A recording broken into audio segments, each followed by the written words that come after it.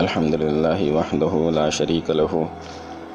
व नुसल्ली अला सय्यिदिल अंबिया'i व खातमिल मुरसलीन सल्लल्लाहु तआला अलैहि वसल्लम। अम्मा बाद फ़अऊज़ु बिल्लाहि मिनश शैतानिर रजीम। बिस्मिल्लाहिर रहमानिर रहीम। या अय्युहल्लज़ीना आमनू ला तअकुलुर रिबा अज़आफ़न मुज़ाअफ़ा व क़ाल तआला फ़ी मक़ामिन आख़र अहल्लल्लाहुल बैअ व हर्रमर रिबा व क़ाल फ़ी मक़ामिन आख़र या अय्युहल्लज़ीना आमनू ला तअकुलू अम्वालकुम बैनकुम बिलबातिल इल्ला अन तकूना तिजारतन अन तरादिम मिनकुम सदक़ल्लाहुल अज़ीम। मोहतरम सामिईन कराम, तलबा व तालिबात, आपका ये फ़िक़्हुल मामलात का कोर्स जारी है और दूसरे हफ़्ते का आज का तीसरा सबक और मजमूई तौर पर 7वां सबक आपकी खिदमत में पेश किया जा रहा है। आज के सबक में हम आपसे इस्लामिक बैंकिंग के 3 उक़ूद और 3 फाइनेंसिंग के तरीक़ों के बारे में बात करेंगे। इस हफ़्ते के 2 असबाक आपके सामने पेश किए जा चुके हैं, जिसमें आपके सामने इस्लामिक बैंकिंग का तारुफ़ भी किया जा चुका है और मुदारबा मुशारका के उक़ूद के बारे में भी आपको तफसील से बताया जा चुका है और उम्मीद है आपको वो अच्छी तरह समझ भी आया होगा और आपने उसकी मशक़ें भी कामयाबी के साथ हल कर ली होंगी। आज हम आपके सामने बयान करेंगे 3 उक़ूद के बारे में जो बहुत ज़्यादा राइज हैं। इनमें से एक है मुराबहा, दूसरा है सलम और तीसरा है इस्तिस्ना। मुराबहा के साथ साथ तबान हम थोड़ी सी बात मुसावमा है, एक और अक़्द है, उस पर भी करेंगे, लेकिन वो सरसरी सा होगा क्योंकि उसका इस्तेमाल जो है वो काफ़ी ज़्यादा कम होता है और अगर हमें मुराबहा समझ में आ जाए तो मुसावमा भी हमें अच्छी तरह समझ में आ जाएगा। इस सबक के अंदर इन 3 उक़ूद को एक साथ रखने का मकसद ये है और वजह इसकी ये है कि इन तीनों में ख़ास मुनासबत है और वो मुनासबत ये है कि ये तीनों उक़ूद जो हैं ये वो उक़ूद हैं, ये वो फाइनेंसिंग के तरीक़े हैं कि जिसके अंदर ख़रीद फ़रोख्त की बुनियाद पर फाइनेंसिंग जो है वो फाइनेंसिंग की जाती है। चुनांचे मुराबहा भी एक ख़रीद फ़रोख्त का तरीक़ा है, सलम भी एक ख़रीद फ़रोख्त का तरीक़ा है,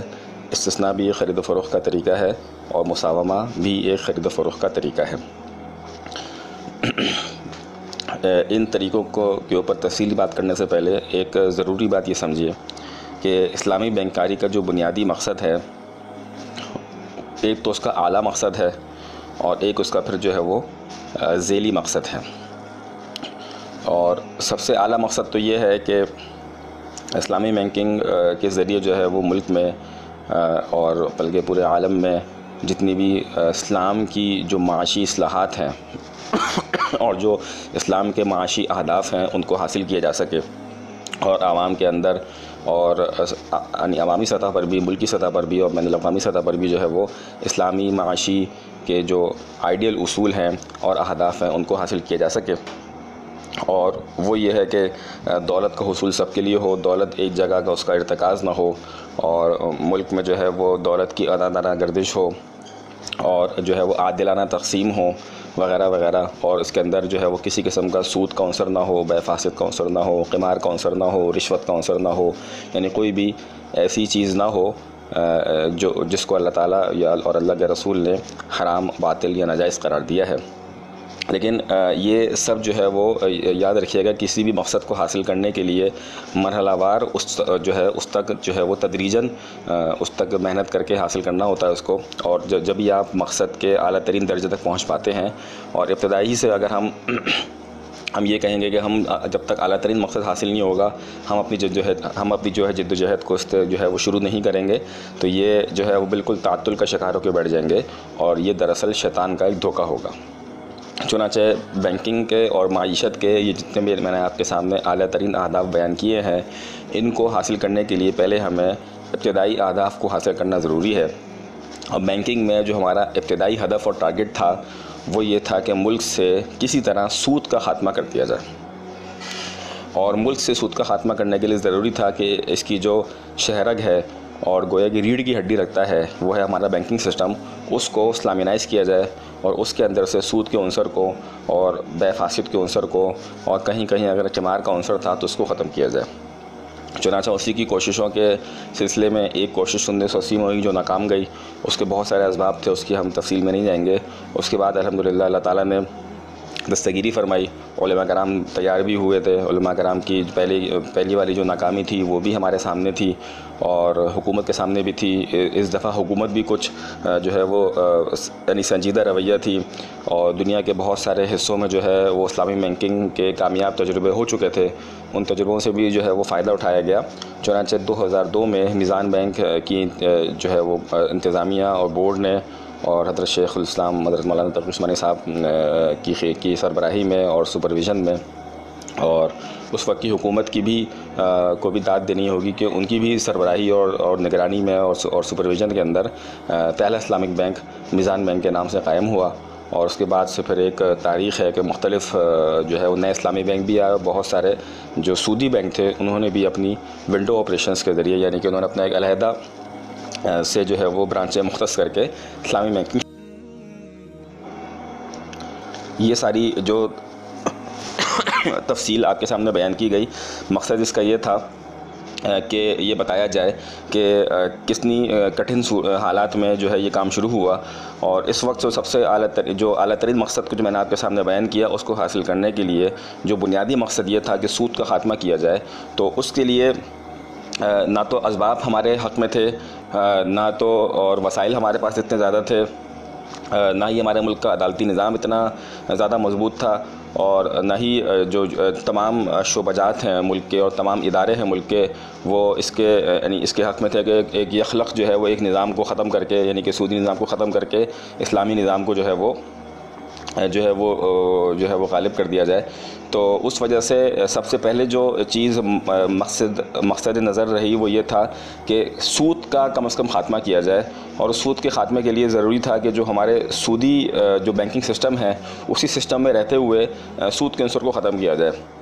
ये एक बहुत तफसील तलब काम था। इसके अंदर बहुत ज़्यादा बारीक बीनी से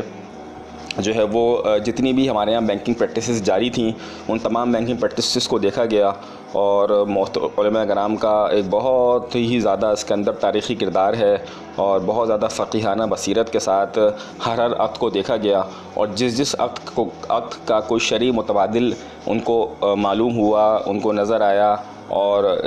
उसको उन्होंने जो है इख्तियार किया। और जिस अक़्द का कोई शरई मुतबादिल उनको वो हासिल कर सके, उनको नहीं मालूम हुआ, नहीं देख सके, या शरन वो मुमकिन ना था, तो उसको जो है वो उसका कोई मुतबादिल नहीं पेश किया गया, और इस्लामी बैंकिंग में वो अक़्द जो है वो पाया ही नहीं जाता। चुनांचा मैं आपको ये बताता चलूँ कि आइडियल तरीके के जिसके ज़रिए मईशत के अंदर जो इस्लाहात इस्लाम की तालीमात के ज़रिए आना चाहिए, वो तो जो है वो मुजारबत और शिरकत के उसूलों के ज़रिए ही मुमकिन है, कि जबकि उनको उनकी रूह के मुताबिक जो है वो इस्तेमाल किया जाए। लेकिन अगर वो यानी कि मुजारबत और मुशारकत पर को करने पर अगर कस्टमर बैंक आमादा ना हो, जिसके बहुत सारी वजूहात हैं, क्योंकि उसके अंदर एक पूरे के पूरे नफ़े को बाकायदा तकसीम करना पड़ता है और कस्टमर अपने कारोबार में शरीक करने के लिए बैंक को तैयार नहीं होता, तो इस मौके पर हमें हमारी पहली ज़रूरत ये थी कि हम कम से कम कस्टमर को हम बिला सूद फाइनेंसिंग फ़राहम कर सकें। तो उस मकसद के लिए जो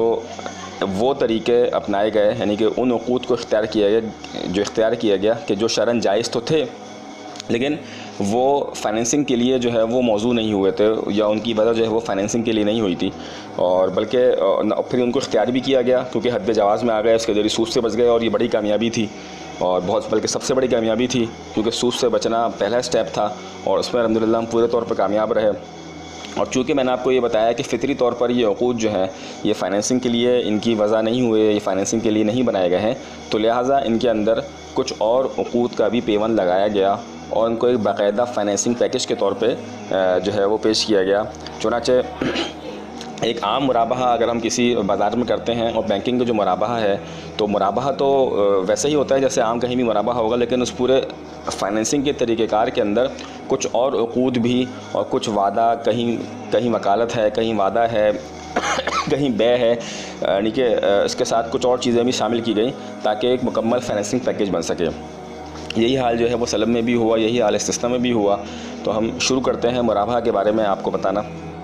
तो जानना चाहिए कि मुराबहा जो है ये इस्लाम में एक बै का एक ख़ास किस्म है और ये रिबहुन से मुश्तक है। और रिबहुन कहते हैं नफ़े को, तो मुराबहा कहते हैं दो लोगों का आपस में ऐसी बै करना कि जिसके अंदर नफ़ा जो है वो बाकायदा तय किया गया हो, बताया गया हो। ये तो उसकी लुग़वी तारीफ़ हो गई। और इसका शरई इस्तिलाह ये है कि मुराबहा एक ख़ास किस्म की फ़रोख्त का मामला है कि जिसमें बेचने वाला इस शर्त पर अपनी चीज़ बेचता है कि वो उसके समन कहते हैं अरबी में प्राइस को। मैंने यहाँ कीमत का लफ्ज़ इसलिए इस्तेमाल नहीं किया कि क्योंकि शरीयत इस्लामिया में समन और कीमत के मसाइल में बड़ा फ़र्क है और सही जो इस्तिलाह इस्तेमाल होनी चाहिए किसी भी आम तौर पर बैउ शरा होती है, ख़रीदो फ़रोख्त होती है, तो उसके लिए जो इस्तिलाह इस्तेमाल होनी चाहिए वो समन की होनी चाहिए। और इसीलिए मैंने साथ में इंग्लिश का जो इसकी इस्तिलाह है प्राइस भी लिख दिया है ताकि समझने में आपको आसानी हो। तो आप सब भी अपनी आदत बनाएं कि जब भी किसी जो है वो किसी भी ख़रीदो फ़रोख्त के अंदर जो आमतौर पर जिसको हम कीमत कहते हैं उसके लिए जो फ़िक़ही तौर पर जो इस्तिलाह राइज है समन, उसको इस्तेमाल किया करें।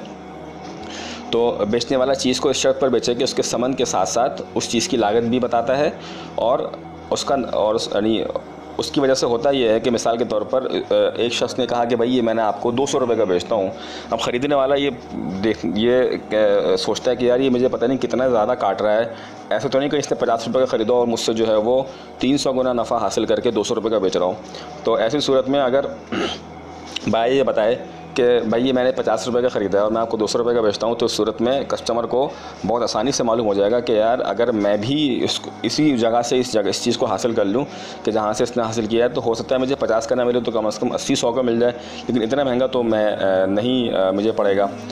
तो इस वजह से जो है वो मुराबहा हमेशा ख़रीदार के हक़ में होता है और इसीलिए उसको बियुल अमाना कहा जाता है, यानी कि ट्रस्ट बेस्ड सेल्स, यानी कि ये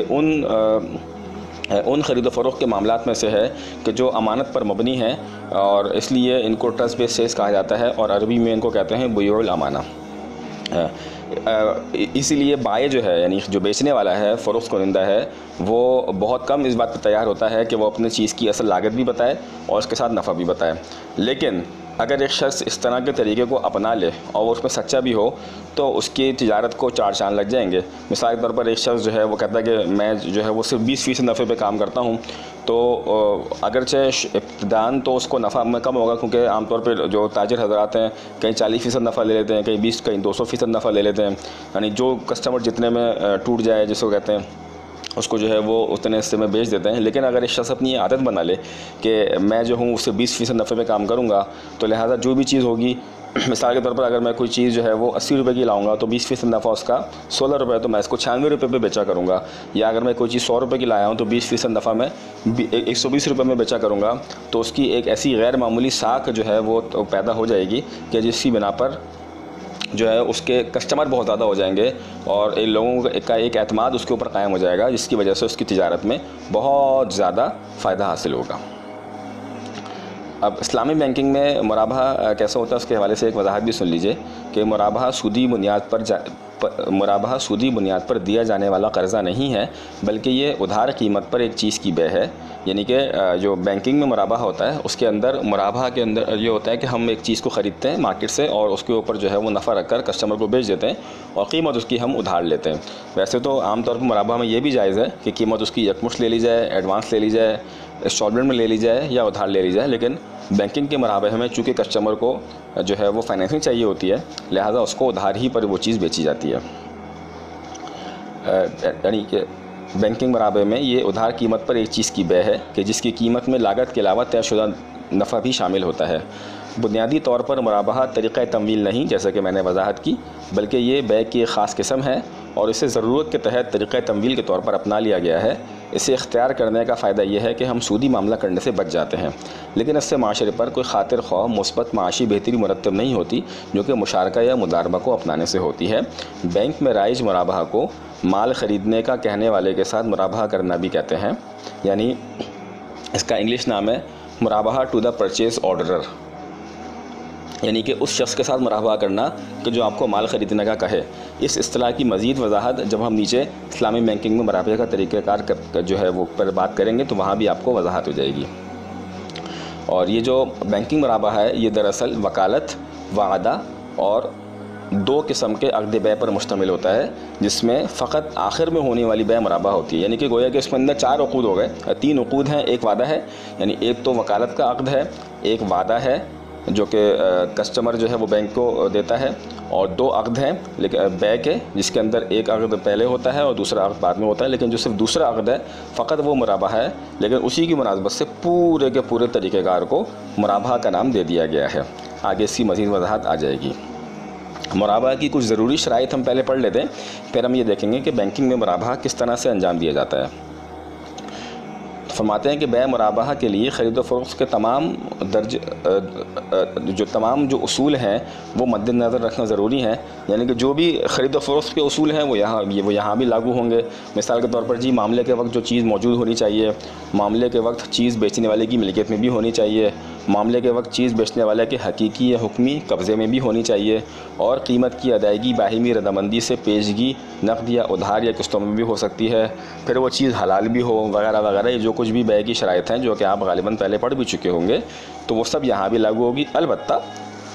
इसके साथ साथ मुराबा की कुछ और शराइत भी इजाफ़ी हैं जो कि मुराबा के साथ ख़ास हैं। वो ये हैं कि लागत के मामले में झूठ बोलना जायज़ नहीं। यानी कि एक शख्स अगर मुराबा करता है, वो माल को 50 रुपये का उठाता है और कहता है कि लेकिन वो झूठ बोल के कहता है कि मैंने 100 रुपये का ख़रीदा है और मैं इस पर सिर्फ 10% नफ़ा ले रहा हूँ, तो गोया कि मैं 100 रुपये की चीज़ 110 रुपये में बेच रहा हूँ। तो उसके इस तरह से कहने से लोग तो बहुत जल्दी इसकी तरफ राग़िब हो जाएंगे कि यार हमें तो देखो 100 रुपये की चीज़ 110 रुपये में मिल रही है। यानी कि 100 रुपये का जिसका होलसेल और रिटेल जो रेट है वो हमें रिटेल वाला सिर्फ 10 रुपये के नफ़े में दे रहा है। तो कितनी अच्छी बात है कि हम इसी से ले रहे हैं, दूसरे लोग तो 100 रुपये की चीज़ 300 में भी बेचते हैं। तो उस तरह क्या कि गोया कि वो लोगों का एतमाद तो हासिल कर रहा है, लेकिन दर हकीकत वो झूठ बोल रहा है। तो ऐसी सूरत में भी ये जो है बिल्कुल जायज़ नहीं होगा, ये ख़यानत कहलाएगी और झूठ की वजह से जो नफ़ा होगा वो हराम होगा। तो अब चूँकि इसके अंदर उसने झूठ 50 रुपये का बोला है, तो लिहाजा और उस पर 10% नफ़ा कमा रहा है, तो अब इस सूरत के अंदर वो 55 रुपये कस्टमर को वापस करने का जो है वो उस पर वाजिब होंगे। यानी कि होना ही चाहिए था कि जब वो कहता है कि मैं जो भी लागत मेरी आती है मैं उस पर 10% कमाता हूँ, तो लागत उसकी 50 रुपये थी, तो उसको सिर्फ 5 रुपये जो कि 10% है 50 का, उसका नफ़ा उठाना जो है वो हासिल करना चाहिए था। 55 रुपये जो उसने इजाफी झूठ बोल के हासिल किए हैं, ये बिल्कुल उस पर हराम है, उसके लेना नाजायज़ है और उस पर वाजिब है कि अगर कस्टमर को पता ना भी चले तो भी उन तक पहुँचाया जाए। और अगर कस्टमर बावजूद अच्छी तरह छान फटक करने के ना मिल सकें, तो फिर ये 55 रुपये अपने माल से निकाल कर बग़ैर सवाब की नीयत के सदका करना इस पर वाजिब है, वरना ये इस शख्स का के माल में हराम बाकी रहेगा और हराम कमाने का गुनाह भी बाकी रहेगा। दूसरी बात जो मुराबा में ज़रूरी है वो ये कि आम तौर पर एक शख्स पहले एक रॉ मटेरियल ख़रीदता है, फिर उसके अंदर कुछ मेहनत करता है, मिसाल के तौर पर उसके अंदर कुछ चीज़ें ऐड कर देता है, फिर उसको जो है वो उसमें पैकिंग करता है, बाज़ दफ़ा उसको उसके लिए टैक्स भी देना पड़ जाता है, और इसी तरह से उसके अंदर कोई ख़ाम माल भी कोई एडिशन होती है। फिर बाज़ दफ़ा क्या होता है कि उसको एक जगह से ख़रीद के वो लाता है और उसके अंदर फिर नक़्ल व हमल के अखराजात भी जो है वो उसको उठाने पड़ते हैं। तो वो तमाम अखराजात जो कि किसी भी चीज़ को ख़रीदने के बाद वापस दोबारा बेचने के दरमियान जो है वो पेश आएँ और दोबारा बेचने तक जो है वो अखराजात जो है ज़रूरी हों और वो डायरेक्टली जो है वो जो अखराजात हैं वो प्रोडक्ट पे लगें, तो वो तमाम के तमाम डायरेक्ट एक्सपेंसेस कहलाते हैं। और इन तमाम जो अखराजात को आप अपने शय की लागत में जो आपने चीज़ ख़रीदी है शामिल कर सकते हैं। मसलन टैक्सेस के अखराजात हैं, नक़्ल व हमल के अखराजात हैं, या कोई इजाफ़ी मैन्युफैक्चरिंग है उसके अखराजात हैं, पैकिंग के अखराजात हैं वगैरह वगैरह। ये तो होगी डायरेक्ट एक्सपेंसेस की बात, जिसको हम अपनी शय की लागत में, जिसको हमने 100 रुपये का ख़रीदा उसमें 50 रुपये ये लागत आई, तो अब हम ये कह सकते हैं कि ये चीज़ मुझे 150 रुपये में पड़ी है और उस पर मैं 20% नफ़ा यानी कि 30 रुपये उठा रहा हूँ, 30 रुपये हासिल कर रहा हूँ, तो 150 रुपये की चीज़ मैं आपको 180 की बेच रहा हूँ। ये इस तरह कहना जायज़ होगा। लेकिन इनडायरेक्ट एक्सपेंसेस जिसको हम बिलवास्ता ख़राजात कहते हैं, उनको किसी भी अपने शय की मुराबा की कीमत में लगाना जायज़ नहीं। मिसाल के तौर पर एक शख्स जो है वो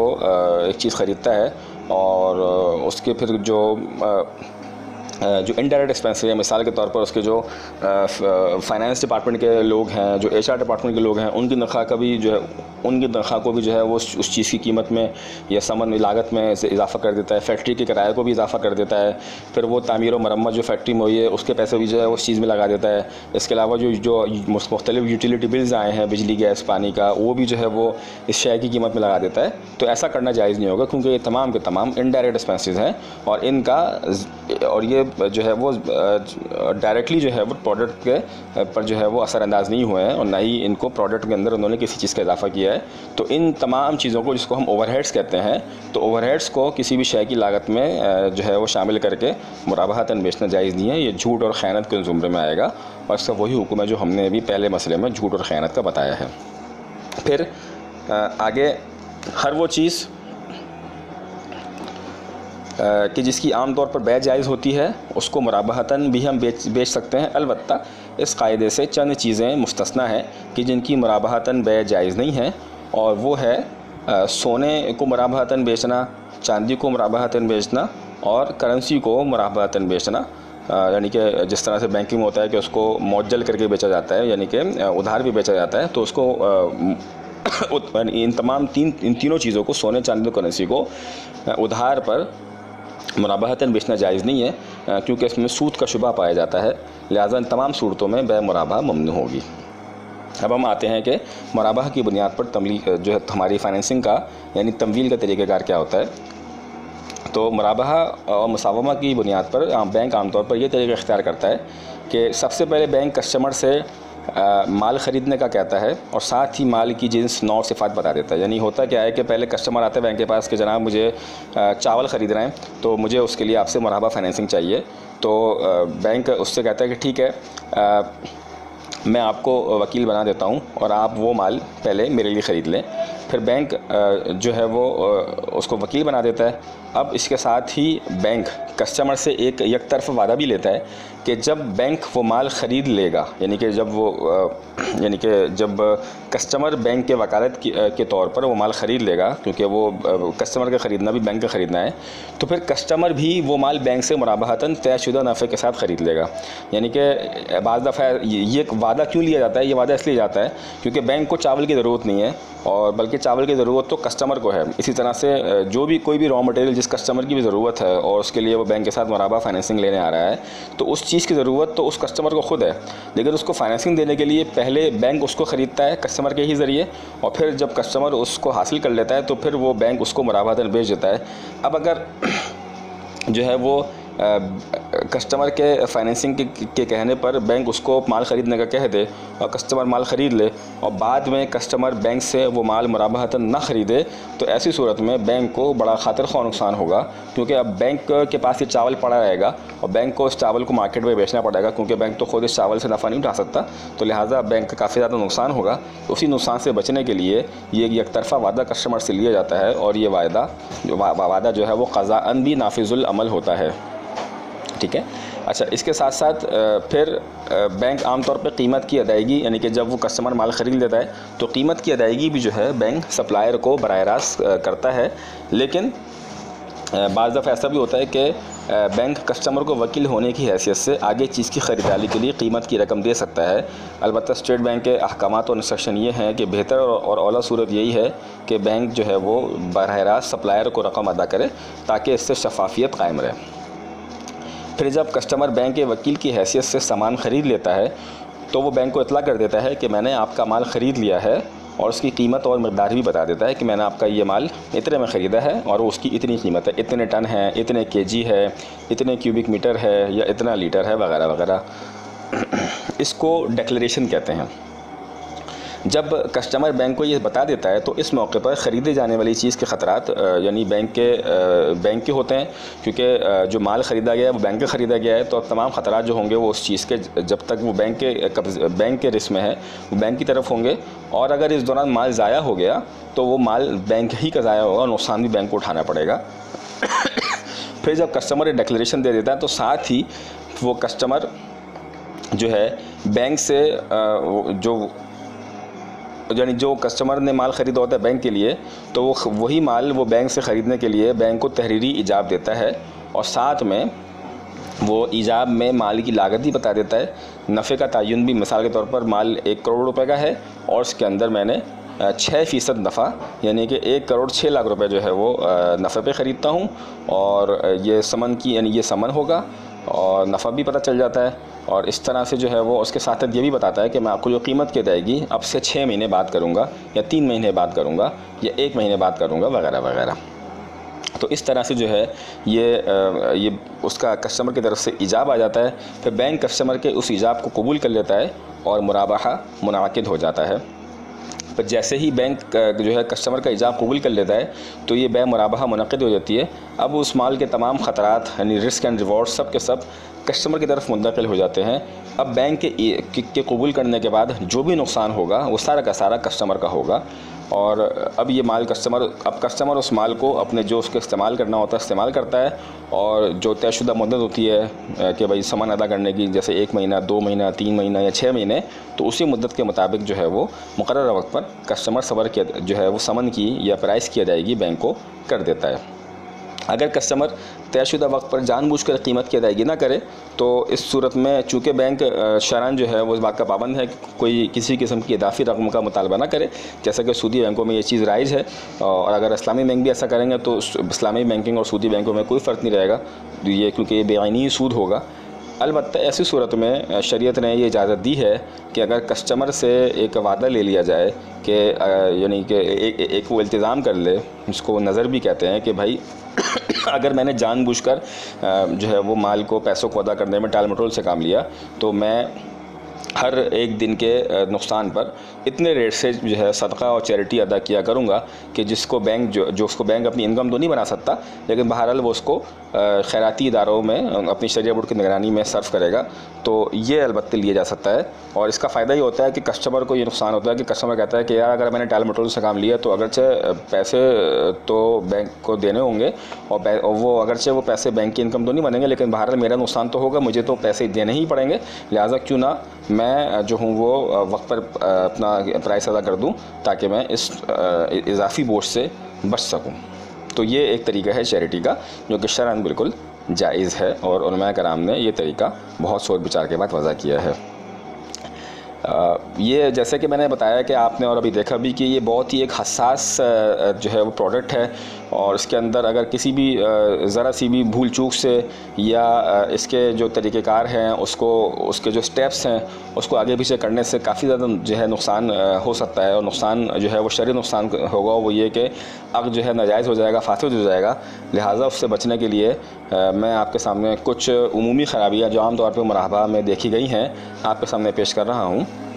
ताकि आपको इस अक़्द को समझने की में मज़ीद बसीरत और समझ बूझ हासिल हो सके।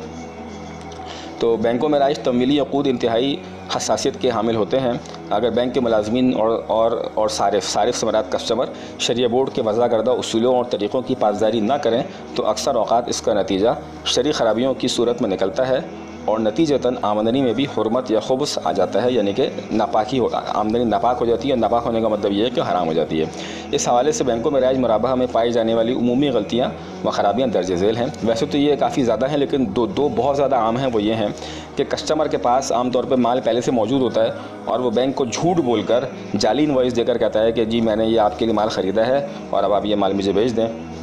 तो यानी कि वो पहले से मौजूद माल होता है, वो उसी माल को ख़रीदा हुआ माल ज़ाहिर करके बैंक से मुराबातन ख़रीद लेता है। ये कस्टमर की बहुत बड़ी ख़यानत होती है और इस तरह का अक़्द बिल्कुल नाजायज़ है, और बैंक को जब पता चलेगा तो बैंक के लिए इस तरह की आमदनी भी हलाल नहीं। अब सवाल ये कि पता कैसे चलता है, तो पता ऐसे चलता है कि चूँकि ये बहुत ज़्यादा हसासियत के आमिल हैं और लिहाजा स्टेट बैंक ने और शरिया बोर्ड ने इस पर जगह जगह बहुत ज़्यादा पैरे बिठाए हैं। तो एक पैरा शरिया कंप्लाइंस डिपार्टमेंट है, वो अपने जो है वो रोज़ाना की बुनियाद पर, माहाना की बुनियाद पर रिव्यू करता है। दूसरा पैरा जो है वो इंटरनल शरिया ऑडिट है। तीसरा पैरा एक्सटर्नल शरिया ऑडिट जो है वो एक्सटर्नल शरिया ऑडिट है। चौथा पैरा जो है वो ख़ुद स्टेट बैंक का जो है वो इंस्पेक्शन है, और पाँचवा पैरा ख़ुद मैनेजमेंट की तरफ से भी जो ज़िम्मेदार हज़रात हैं उनका है। तो लिहाजा इस तरह के जो है नतीजे में और प्रोसेस को बाकायदा ऑडिट करने में और उसका कंप्लाइंस रिव्यू करने में इन ख़राबियों का पता चल जाता है।